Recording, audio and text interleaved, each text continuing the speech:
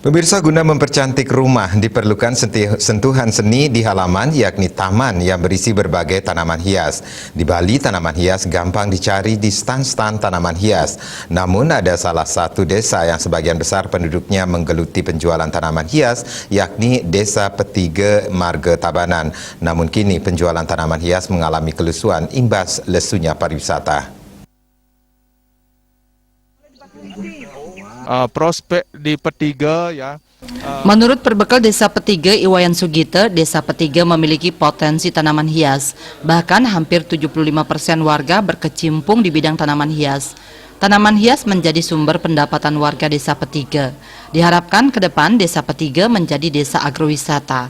Di masa pandemi ini, permintaan tanaman hias sangat lesu dan mengalami penurunan sebab tujuan pemasaran tanaman hias Desa Petiga sebagian besar di sektor pariwisata seperti hotel dan villa.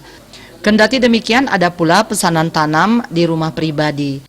Hampir 75% dari penduduk kami berkiprah di bidang tanaman hias, sehingga tanaman hias adalah menjadi pusat sumber pendapatan kita di Petiga. Dan kedepannya kita harapkan ini bisa dikembangkan sesuai dengan harapan menjadi wisata agro. Di masa pandemi ini ya otomatis semua terasa. Adanya penurunan ya, baik itu penjualan ya, karena apa? Pada umumnya pasar daripada tanaman hias adalah di pariwisata juga. Tetapi sekarang ini bisa sedikit jalan karena apa?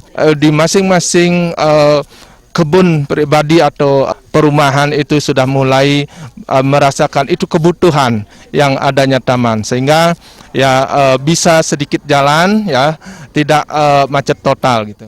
Ditambahkannya di masa pandemi ini, Desa Petiga selalu menyosialisasikan penerapan protokol kesehatan 3M, memakai masker, mencuci tangan dan menjaga jarak, sehingga Bali khususnya Desa Petiga terbebas dari COVID-19 dan penjualan tanaman hias kembali menggeliat. Indrawan, Bali TV.